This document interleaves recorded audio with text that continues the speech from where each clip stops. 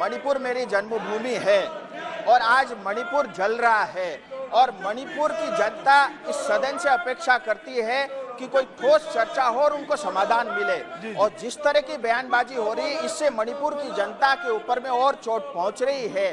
आज 60,000 से ज्यादा लोग विस्थापित है और अलग अलग शिविरों में रह रहे हैं। देखिए कृपया नारे मत लगाइए, घर जले हैं, नारे मत लगाइए, नारों में संसदीय भाषा का प्रयोग करिए, सिर्फ और सिर्फ राजनीति पालन कीजिए। दुर्भाग्य है। देखिए जो मणिपुर कांग्रेस जो श्री एनके प्रेमचंद्रन जी ने, श्री राजू बिष्टा जी।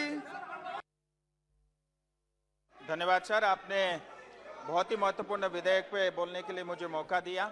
Sir, forest conservation amendment bill 2023 जो फॉरेस्ट कंजर्वेशन एक्ट 1980 के कुछ संशोधन के साथ जो आज की आवश्यकता को देखते हुए लाया गया है। फॉरेस्ट कंजर्वेशन एक्ट 1980 जब लागू हुआ था उस समय सस्टेनेबल डेवलपमेंट का कोई कॉन्सेप्ट नहीं हुआ करता था सर। एमिशन की कोई चिंता बहुत बड़ा विषय नहीं रहता था और कार्बन न्यूट्रलिटी की आवश्यकता बहुत ज़्यादा महसूस नहीं होती थी और खास करके वनवासियों के अधिकार, उनके पारंपरिक आजीविका और वनों पर उनकी जो निर्भरता है उनको मान्यता नहीं दी गई थी। आज इन सभी विषयों की आवश्यकता बढ़ी है और इन्वायरमेंटल इंटीग्रिटी को सोशल रिस्पॉन्सिबिलिटी के साथ संयुक्त करने की आवश्यकता को ध्यान में रखते हुए ये बिल लाया गया है और मैं आदरणीय प्रधानमंत्री जी और मंत्री जी का विशेष आभार व्यक्त करना चाहूँगा। ये बहुत ही प्रोग्रेसिव बिल है और जहाँ पहले सिर्फ संरक्षण की बात होती थी आज जो है संवर्धन की बात भी हो रही है।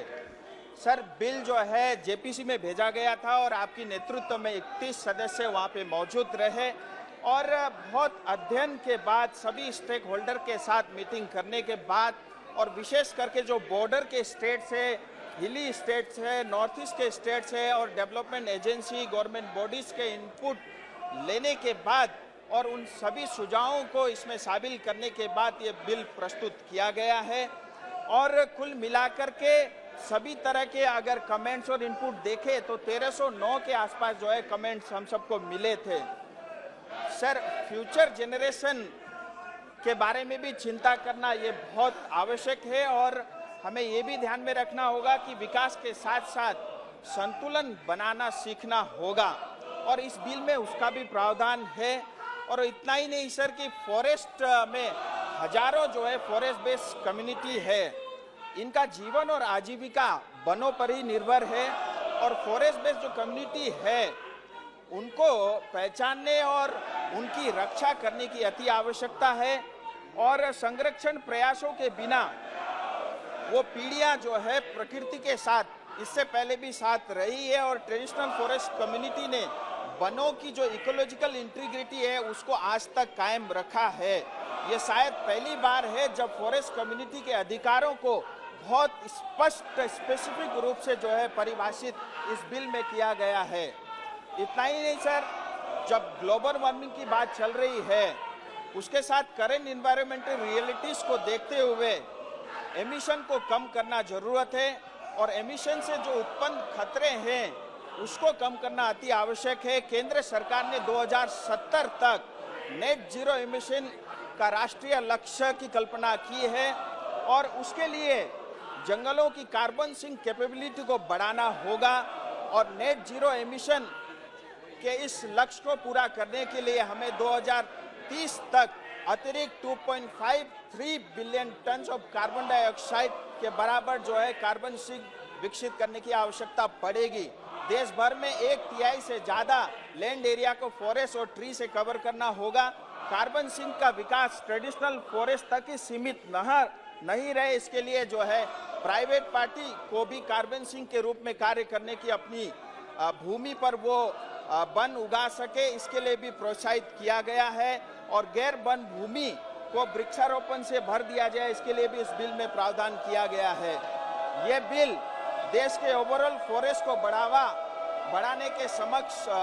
बढ़ाने के लिए सक्षम है और इतना ही नहीं, ये बिल ये भी सुनिश्चित करती है कि लोगों की भागीदारी महत्वपूर्ण होगी कि इन्वायरमेंट समाप्त कीजिए। और जो है नेट जीरो टारगेट को पूरा समाप्त करने में कीजिए। हमें सफलता मिले। सर इतना ही नहीं, ये बिल बहुत सारे प्रावधान के साथ साथ एक प्रावधान ये भी सुनिश्चित करता है कि फॉरेस्ट लैंड का कोई दुरुपयोग ना कर सके। मैं एक उदाहरण के तौर पे कहना चाहूँगा, मैं पश्चिम बंगाल से आता हूँ। गोरुमरा हो, मानंदा हो, बक्सा हो, लातागुड़ी नेशनल पार्क और बहुत सारे वाइल्ड लाइफ सेंचुरीज जो डुवर्स में पड़ते हैं, आज वहाँ पे लगभग 50 से ज़्यादा रिजॉर्ट बने हैं। और ये रिजॉर्ट जो है कोर फॉरेस्ट एरिया में बनाए गए हैं। ये कैसे संभव हुआ, इसकी कोई कल्पना नहीं कर सकता है। राज्य सरकार ने अपने मित्रों को, कौड़ियों को दाम ये जमीन दे करके वहाँ पे इस तरह के जो है रिजॉर्ट बनाए हैं। और समय समय पर केंद्र सरकार अपने जो है पावर का यूज करते हुए और वहाँ पे जब भी आवश्यकता पड़ेगी उनका मार्गदर्शन करने के लिए भी प्रावधान करता है।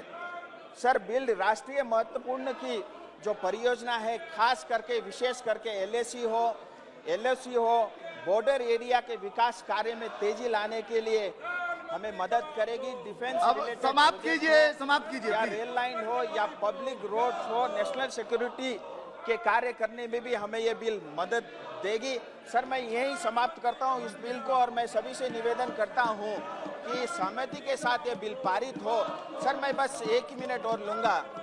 मुझे बड़ा दुख और खेद के साथ ये विषय आपके सामने रखना पड़ता है। सर मणिपुर मेरी जन्मभूमि है और आज मणिपुर जल रहा है और मणिपुर की जनता इस सदन से अपेक्षा करती है कि कोई ठोस चर्चा हो और उनको समाधान मिले। और जिस तरह की बयानबाजी हो रही है, इससे मणिपुर की जनता के ऊपर में और चोट पहुंच रही है। आज 60,000 से ज्यादा लोग स्थापित है और अलग अलग शिविरों में रह रहे हैं। देखिए कृपया नारे मत लगाइए, घर जले हैं, नारे मत लगाइए, नारों में संसदीय भाषा का प्रयोग करिए, सिर्फ और सिर्फ राजनीति पालन कीजिए। दुर्भाग्य है। देखिए मणिपुर कांग्रेस जो श्री प्रेमचंद्र